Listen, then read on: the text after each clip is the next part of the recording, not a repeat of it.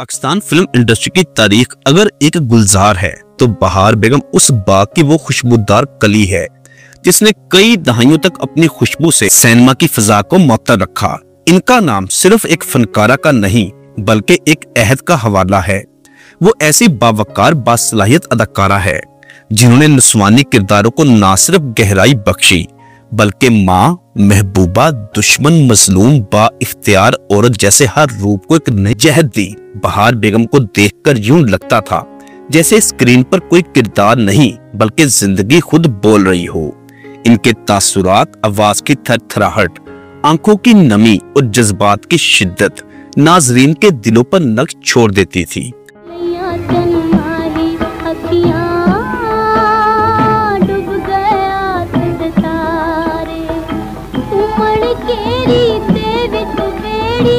मुझे 5-6 साल हो गए मैं काम नहीं कर रही, लेकिन ऐसे लगता है जैसे जितनी मैं बिजी हूँ, लोग जितना मुझे प्यार करते हैं, लोग जितना मुझे चाहते हैं, वो मुझे लगता है कि मैं फारिग नहीं हूँ। ऐसी फनकारा सदियों में एक बार पैदा होती है और खुश नसीब है वो कौम जिसने बहार बेगम जैसी शख्सियत को अपने सिनेमा का हिस्सा पाया। बहार बेगम ने जब फिल्मी दुनिया में कदम रखा तब पाकिस्तानी सिनेमा अपनी शिनाख्त की तलाश में था। उन्होंने न सिर्फ इस शिनाख्त को सहारा दिया बल्कि इसकी खूबसूरती और गहराई में इजाफा किया।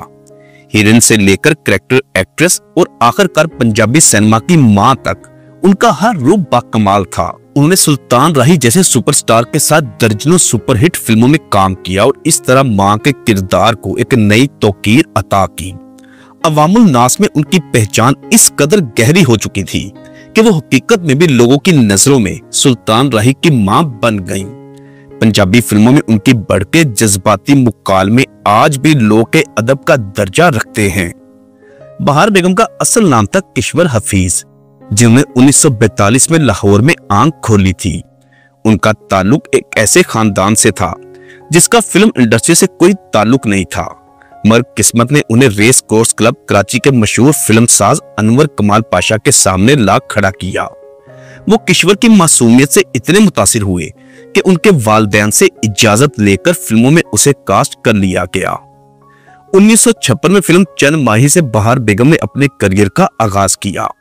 ये फिल्म ना सिर्फ कामयाब हुई बल्कि बहार बेगम को रातों रात शोहरत की बुलंदियों तक ले गई। इसी फिल्म में किश्वर का नाम बदलकर बहार रख दिया गया और यही नाम उनके फनी सफर की पहचान बन गया। फिल्मी करियर के इब्तदाई सालों में बहार बेगम ने करतार सिंह जो 1959 को रिलीज हुई, सहेली 1960, ज़हरे इश्क, हिम्मत, गुलफाम, दोस्ती और मेहताब जैसी यादगार फिल्मों में एज ए हीरोइन और सेकंड हीरोइन काम किया।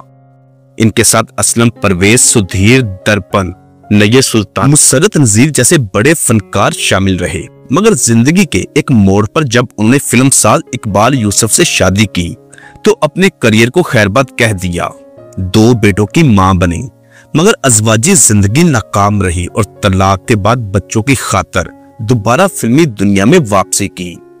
1973 में जब वो सिर्फ 30 साल की थी फिल्मी दुनिया में वापस आई, लेकिन अब कोई उन्हें हीरोइन लेने को तैयार नहीं था। तब उन्होंने अपनी अदाकारी को एक नया रुख दिया और स्पोर्टिंग किरदारों में खुद को मनवाया। 80 की दहाई तक आते आते वो नंबर 1 कैरेक्टर एक्ट्रेस बन चुकी थी। खास तौर पर पंजाबी फिल्मों में चौधरानी, माँ, वडेरी, मजलूम औरत या मनफी किरदार उनकी शनाख्त बन गए। सुल्तान राही के साथ उनकी जोड़ी इतनी मकबूल हुई कि दोनों ने सैकड़ों फिल्में इकट्ठे की। उनकी मशहूर फिल्मों में शामिल मौला जट, वहशी जट, लाहौरी बादशाह, जुल्म दा बदला, वहशत, उत्तर जगेदा, नूरी नत और बनारसी ठग। बहार बेगम के मुकालमा अदायगी, लबो लहजा और दही औरत की सादगी ने फिल्म बीनों के दिलों पर राज किया। फिल्मी दुनिया से किनारा कशी के बाद बहार बेगम ने अपने बेटों के साथ बरतानिया मुंतकिल होने का फैसला किया और वो अब भी वही रहाइश पजीर हैं। अपने बच्चों, पोते पोतियों के साथ एक बावकात, पुरसकून और खुशहाल जिंदगी गुजार रही हैं। उनकी आखिरी फिल्म थी 2012 में रिलीज हुई जिसका नाम था शरीका। आज उनकी उम्र तकरीबन 82 साल हो चुकी है, मगर अल्हम्दुलिल्लाह सेहत तंदुरुस्ती है।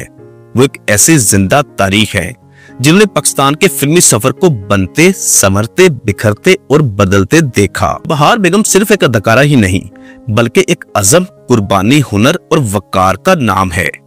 उन्होंने अपनी जिंदगी के हर दौर में खुद को जमाने के मुताबिक ढाला, मगर अपनी असलियत और वकार को कभी नहीं छोड़ा। हम दुआगो हैं कि अल्लाह ताला इस बाइज्जत, बावकार और अजीम फनकारा को सेहतो, तंदुरुस्ती, सुकून और तवील जिंदगी अता फरमाए, आमीन। बहार बेगम वो बहार है जो आज भी हमारे दिलों में जिंदा है।